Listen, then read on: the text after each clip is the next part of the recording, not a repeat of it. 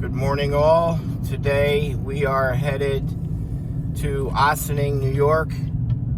We were hired to do a removal of a 275-gallon underground tank with the installation of an above-ground 275-gallon tank.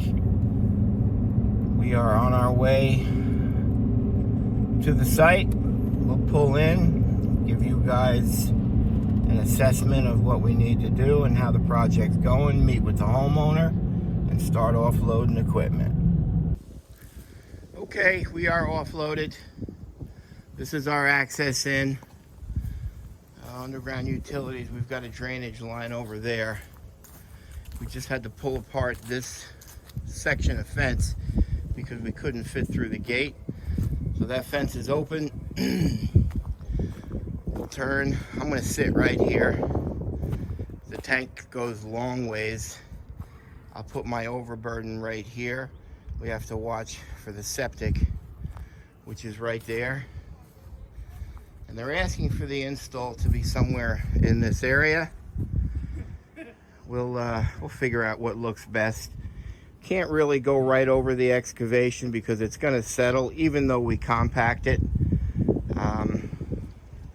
So we're going to go inside, see exactly where the burner room is, and then we'll determine what's the best area. Our only concern is that main discharge that comes out to the septic here, and then our leach fields go out in that area. The last concern is how to get 4 tons of dirt from the road into here and in there. So possibly going to be the gas-powered wheelbarrow, or the front lawn dries up enough for us to drive in, and then we'll dig out of the back. We'll cast it over into the hole, and then our project begins. Underground tank removal, 275-gallon tank installation, Ossining, New York. It's a Monday.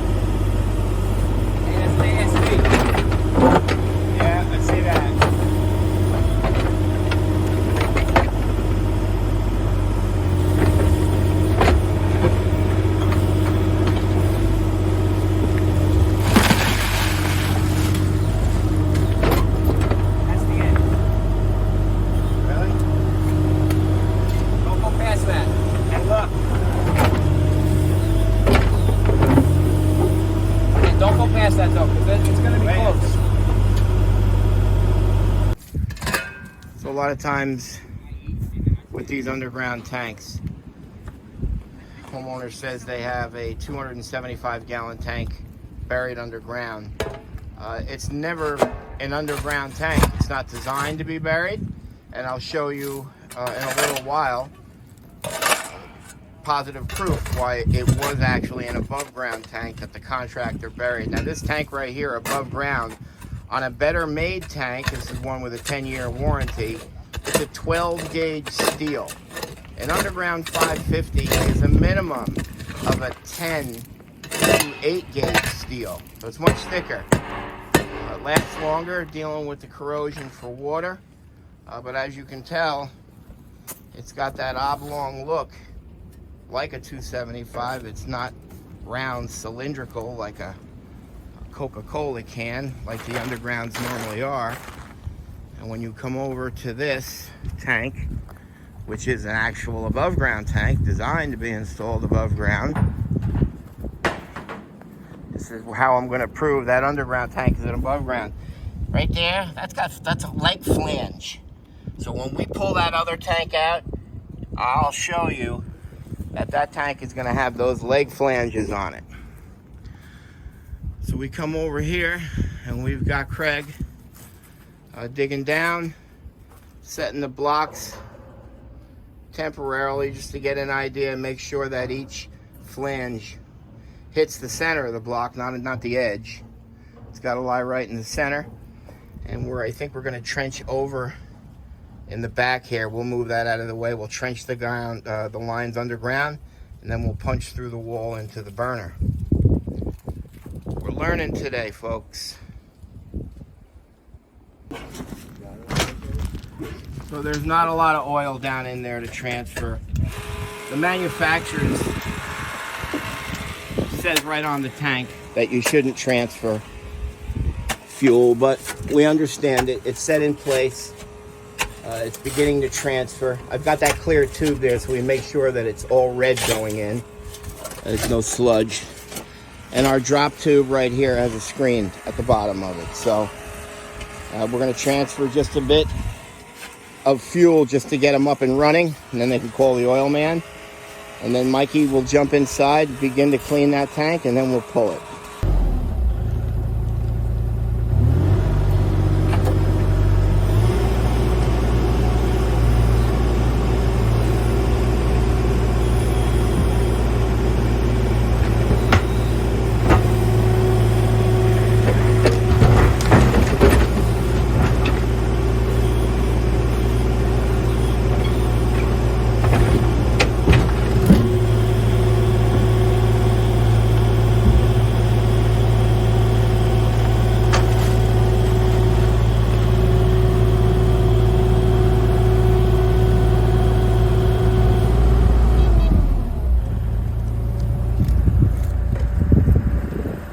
So as I explained, I was going to show you the leg flanges.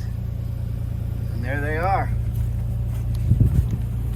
That means it's an above ground tank that the contractor buried in ground. Normally, 80% of these things leak. And I'm going to say this one does too, because you can see the moisture here and you can see the gray. Well, I'm going to say right beneath that is going to be where the leak occurs. Also, the drain plug should be here, so there should be some kind of issue there. So this one is not going to end well. Go. All right, so I'm thinking this is the drain plug right here for the above ground tank. Let's just see.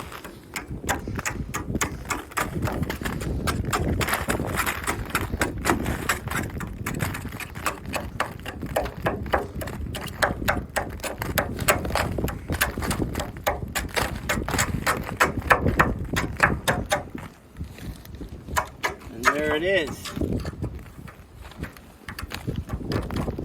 That's the drain plug right there.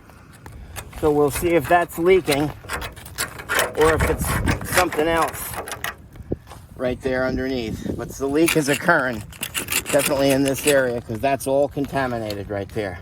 I'll actually get a PID reading for you, let you know what the level of that is. All right.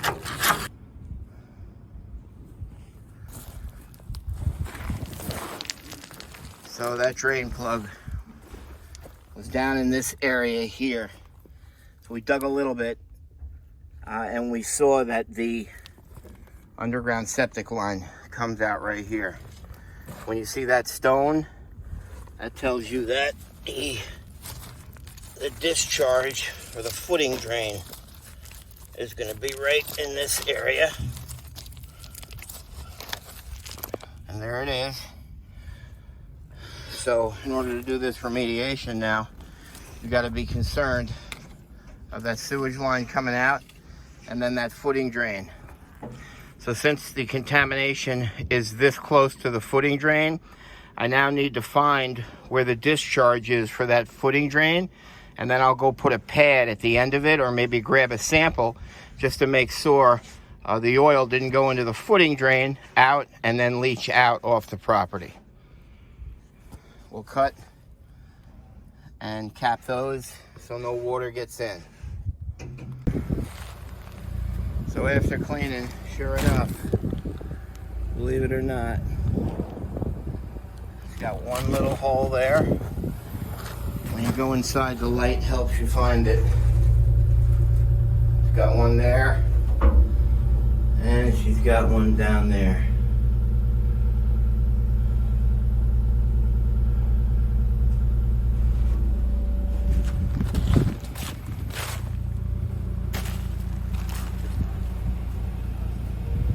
See how the whole bottom is wet.